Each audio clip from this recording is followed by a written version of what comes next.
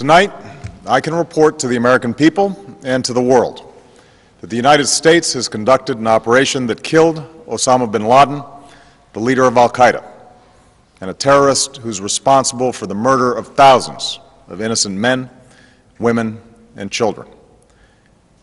It was nearly 10 years ago that a bright September day was darkened by the worst attack on the American people in our history.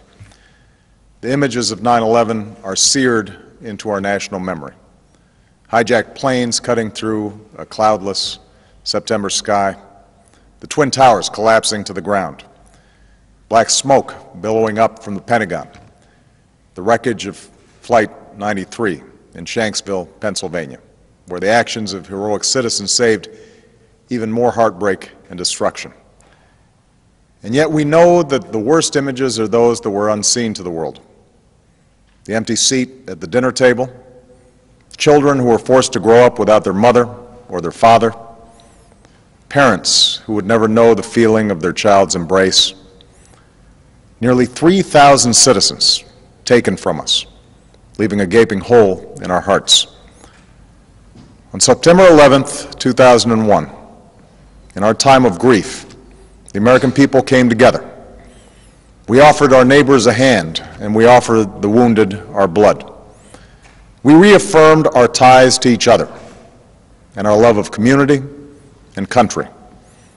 On that day, no matter where we came from, what God we prayed to, or what race or ethnicity we were united as one American family. We were also united in our resolve to protect our nation and to bring those who committed this vicious attack to justice. We quickly learned that the 9/11 attacks were carried out by al-Qaeda, an organization headed by Osama bin Laden, which had openly declared war on the United States and was committed to killing innocents in our country and around the globe. And so we went to war against al-Qaeda to protect our citizens, our friends, and our allies. Over the last 10 years, thanks to the tireless and heroic work of our military and our counterterrorism professionals, we've made great strides in that effort. We've disrupted terrorist attacks and strengthened our homeland defense. In Afghanistan, we removed the Taliban government, which had given bin Laden and al-Qaeda safe haven and support. And around the globe, we worked with our friends and allies to capture or kill scores of al-Qaeda terrorists, including several who were a part of the 9/11 plot. Yet Osama bin Laden avoided capture and escaped across the Afghan border into Pakistan. Meanwhile, al-Qaeda continued to operate from along that border and operate through its affiliates across the world. And so shortly after taking office, I directed Leon Panetta, the director of the CIA, to make the killing or capture of bin Laden the top priority of our war against al-Qaeda, even as we continued our broader efforts to disrupt, dismantle, and defeat his network. Then, last August, after years of painstaking work by our intelligence community, I was briefed on a possible lead to bin Laden. It was far from certain, and it took many months to run this thread to ground. I met repeatedly with my national security team as we developed more information about the possibility that we had located bin Laden hiding within a compound deep inside Pakistan. And finally, last week, I determined that we had enough intelligence to take action and authorized an operation to get Osama bin Laden and bring him to justice.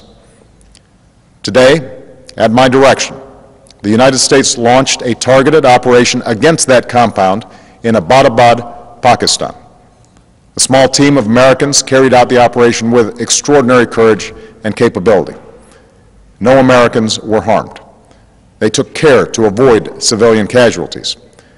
After a firefight, they killed Osama bin Laden and took custody of his body.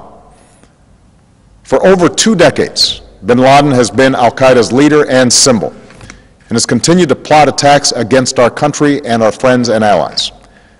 The death of bin Laden marks the most significant achievement to date in our nation's effort to defeat al-Qaeda. Yet his death does not mark the end of our effort. There is no doubt that al-Qaeda will continue to pursue attacks against us. We must, and we will, remain vigilant at home and abroad. As we do, we must also reaffirm that the United States is not and never will be at war with Islam. I've made clear, just as President Bush did shortly after 9/11, that our war is not against Islam. Bin Laden was not a Muslim leader. He was a mass murderer of Muslims. Indeed, al-Qaeda has slaughtered scores of Muslims in many countries, including our own. So his demise should be welcomed by all who believe in peace and human dignity. Over the years, I've repeatedly made clear that we would take action within Pakistan if we knew where bin Laden was. That is what we've done.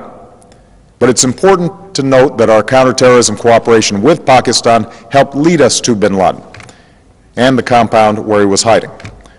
Indeed, bin Laden had declared war against Pakistan as well and ordered attacks against the Pakistani people. Tonight, I called President Zardari, and my team has also spoken with their Pakistani counterparts. They agree that this is a good and historic day for both of our nations. And going forward, it is essential that Pakistan continue to join us in the fight against al-Qaeda and its affiliates. The American people did not choose this fight. It came to our shores and started with the senseless slaughter of our citizens. After nearly 10 years of service, struggle, and sacrifice, we know well the costs of war. These efforts weigh on me every time I, as Commander-in-Chief, have to sign a letter to a family that has lost a loved one, or look into the eyes of a service member who's been gravely wounded. So Americans understand the costs of war. Yet, as a country, we will never tolerate our security being threatened, nor stand idly by when our people have been killed. We will be relentless in defense of our citizens and our friends and allies. We will be true to the values that make us who we are. And on nights like this one, we can say to those families who have lost loved ones to al-Qaeda's terror, justice has been done. Tonight we give thanks to the countless intelligence and counterterrorism professionals who've worked tirelessly to achieve this outcome. The American people do not see their work nor know their names, but tonight they feel the satisfaction of their work and the result of their pursuit of justice.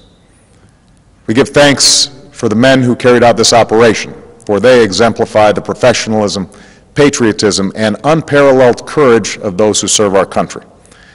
And they are part of a generation that has borne the heaviest share of the burden since that September day. Finally, let me say to the families who lost loved ones on 9/11 that we have never forgotten your loss, nor wavered in our commitment to see that we do whatever it takes to prevent another attack on our shores. And tonight, let us think back to the sense of unity that prevailed on 9/11. I know that it has at times frayed, yet today's achievement is a testament to the greatness of our country and the determination of the American people. The cause of securing our country is not complete, but tonight we are once again reminded that America can do whatever we set our mind to. That is the story of our history. Whether it's the pursuit of prosperity for our people or the struggle for equality for all our citizens, our commitment to stand up for our values abroad, and our sacrifices to make the world a safer place. Let us remember that we can do these things not just because of wealth or power, but because of who we are. One nation, under God, indivisible, with liberty and justice for all. Thank you. May God bless you, and may God bless the United States of America.